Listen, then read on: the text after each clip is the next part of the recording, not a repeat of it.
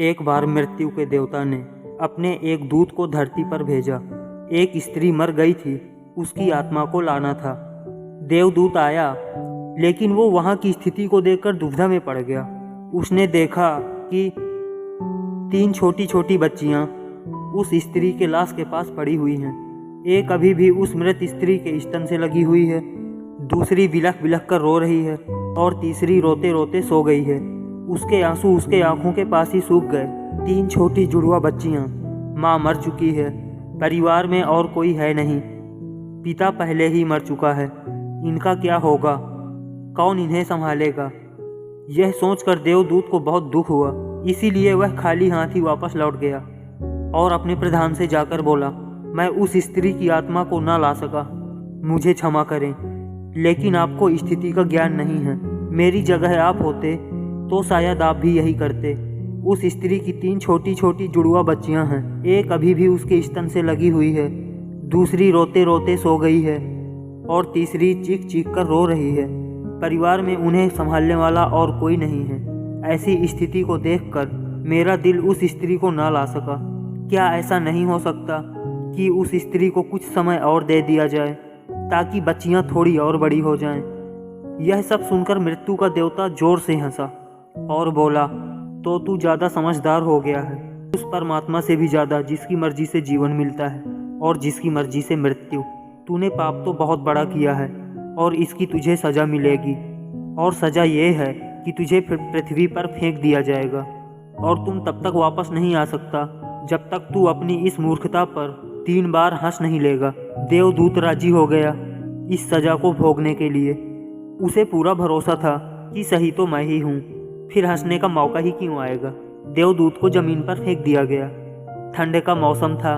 वह एक सड़क के किनारे नग्न अवस्था में पड़ा हुआ था। उसी समय एक चमार वहां से गुजरा। वह कुछ पैसों की व्यवस्था करके ठंडे के मौसम में अपने बच्चों के लिए गरम कपड़े और कंबल लेने बाजार जा रहा था। रास्ते में उसने एक नग्न व्यक्ति को ठिठुरते देखा तो उसे उस व्यक्ति पर दया आ गई। उसने अपने बच्चों के लिए गरम कपड़े या कंबल लेने की बजाय उसने नग्न देवदूत के लिए कपड़े और कंबल खरीद लिए। उस नग्न व्यक्ति ने कहा, मेरा कोई घर परिवार नहीं है और ना ही रहने की व्यवस्था है। इस भयानक ठंड में मैं क्या करूँगा?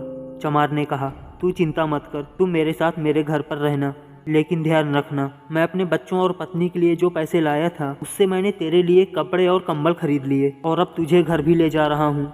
इसीलिए मेरी पत्नी गुस्सा जरूर होगी और शायद भरा बुरा भी कहेगी, लेकिन तुम परेशान मत होना, कुछ दिनों में सब कुछ ठीक हो जाएगा। चमार को पता उस देवदूत को लेकर चमार घर पहुंचा। अपना तो चमार को पता था कि जिसे वह ले जा रहा है वो देवदूत है, और ना ही पत्नी को पता था कि जो आया है वो देवदूत है, जिसके आते ही घर में खुशियों की बाढ़ आ जाएगी। जैसे ही चमार देवदूत को लेकर घर पहुंचा और पत्नी को सारी घटना बताई, पत्नी तो गुस्से से आग बबूला हो गई। वह चमार पर बरस पड़ी, बहुत भरा बुला कहा उसने, बहुत चीखी चिल्लाई। उस दिन देवदूत पहली बार हंसा।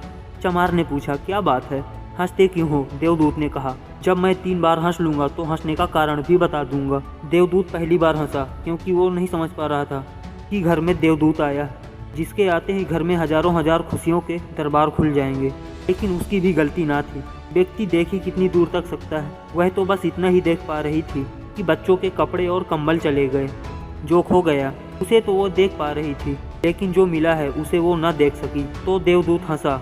उसे लगी अपनी मूर्खता। पत्नी भी नहीं देख पा रही कि क्या घट रहा है। अब क्योंकि वो देवदूत था, इसलिए उसने 10 दिनों में चमार का सारा काम सीख लिया।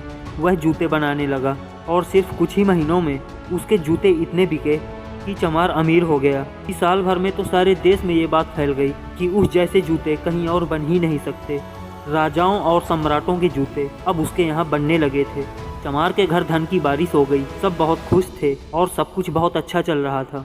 एक दिन सम्राट का एक आदमी आया और बोला, ये चमड़ा बड़ा कीमती है, आसानी से मिलता नहीं, कोई गलती नहीं होनी चाहिए। सम्राट के लिए जूते बनाने हैं और ठीक इस तरह के बनाने हैं, ध्यान रखना, जूते ही बनाने हैं, चप्पल नहीं। उस राज्य में ऐसी प्रथा थी कि जब कोई व्यक्ति मर जाता था तो उसे चमड़े की चप्पल पहनाकर चिता पर लिटाया जाता था। चमार ने भी देवदूत से कहा कि चप्पल मत बना देना, जूते ही बनाना। सम्राट का स्पष्ट आदेश है और ध्यान रखना, हाँ चमड़ा इतना ही है, कोई गलती मत करना वरना बड़ी मुसीबत में फंस सकते हैं। सम्राट का काम है। इतना कहने के बाद भी देवदूत ने उस चमड़े से चप्पल ही बनाई। जब चमार ने देखा कि देवदूत ने जूते की जगह चप्पल बनाई है, आग बबूला हो गया। वह गुस्से में इतना पागल हो गया, डंडा लेकर देवदूत को मारने दौड़ा। उसने कहा कि बार बार मैंने तुझसे कहा था जूते ही बनाना, पर तूने चप्पल ही बना दिया। सम्राट हमें छोड़ेगा नहीं, तू तो मरेगा ही, पर साथ ही मुझे और मेरे परिवार को भी फांसी लगवाएगा। इतना कहते ही देवदूत ने तीसरी बार खिलखिलाकर हंस पड़ा। इसी बीच पीछे से दौड़ता हाँफता सम्राट का आदमी आया और बोला, ते मत बनाना, चप्पल ही बनाना, क्योंकि सम्राट की मौत हो गई है। इतना सुनते ही चमार के हाथ से डंडा छूट गया। उसने देवदूत के पैर पकड़ लिए, कहा, मुझे माफ़ कर दो, मैंने तुझे मारा, मुझसे बहुत बड़ी भूल हो गई। देवदूत ने कहा, कोई बात नहीं, मैं भी अपनी सजा भुगत रहा हूँ। चमार ने कहा, कौन सी सजा, और तुम हंस क्यों रहे हो? देवदूत ने कहा, जब मैं 3 बार हंस लूंगा तो सब कुछ बता दूंगा। भविष्य अज्ञात है और सिवाय उस परमात्मा के किसी को नहीं पता कि आगे क्या होगा। इंसान तो वैसे भी अपने अतीत के अनुभवों के अनुसार निर्णय लेता है। सम्राट जिंदा था तो जूते चाहिए थी, अब मर गया तो चप्पल। देवदूत फिर से हंसा। भविष्य हमें ज्ञात नहीं और हम आकांक्षाएं करते रहते हैं, अनुमान लगाते हैं।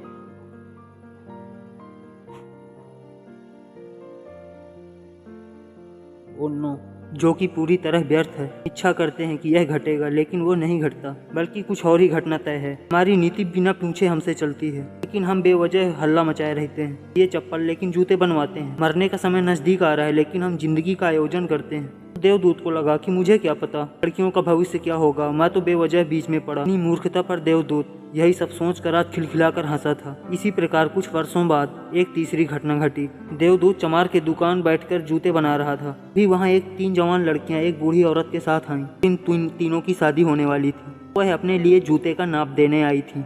देवदूत उन्हें देखते ही पहचान गया कि वही तीनों लड़कियां हैं जिन्हें वो उनकी मृत माँ के पास छोड़कर आया था, जिनके कारण आज वो सजा भुगत रहा है।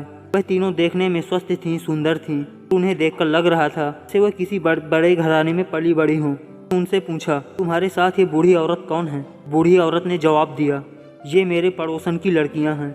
बचपन में ही इनकी माँ की मृत्यु हो गई थी। मेरी बहुत गरीब थी, उसके पास खाने को भी ना था। उसके स्तनों में इनके पिलाने के लिए दूध भी ना था। वह इन्हें दूध पिलाते पिलाते ही मर गई। मेरे कोई संतान ना थी, इसलिए मैंने अपने बच्चों के रूप में अपना लिया। अब इनका सम्राट के खानदान में विवाह होने जा रहा है। देवदूत ने सोचा, अगर इनकी माँ जिंदा होती, तीनों बच्चियां भयानक भूखमरी, गरीबी और दरिद्रता में बड़ी होती, पर क्योंकि माँ मर गई, इनका लालन पालन इतना धनी परिवार में हुआ। और अब इस बूढ़ी औरत की सारी धन दौलत यही तीनों मालकिन हैं। उस दिन देवदूत अपनी मूर्खता पर तीसरी बार हंसा। उसने उन तीनों लड़कियों के लिए तक के सबसे शानदार जूते बनाए और चमार से आकर सारी बात कह सुनाई कि ये 3 कारण थे मेरे हंसने के। मेरी गलती थी जिसकी मुझे सजा मिली। अब मैं समझ गया हूँ कि नियति सबसे बड़ी है और हम सिर्फ उतना ही देख पाते हैं जितना हम देख सकते हैं, और जो हम नहीं देख सकते वह बहुत बड़ा और विशाल है। जो हम देख सकते हैं उससे हम उस बात का सटीक अंदाज़ा नहीं लगा सकते जो घटित होने वाला है।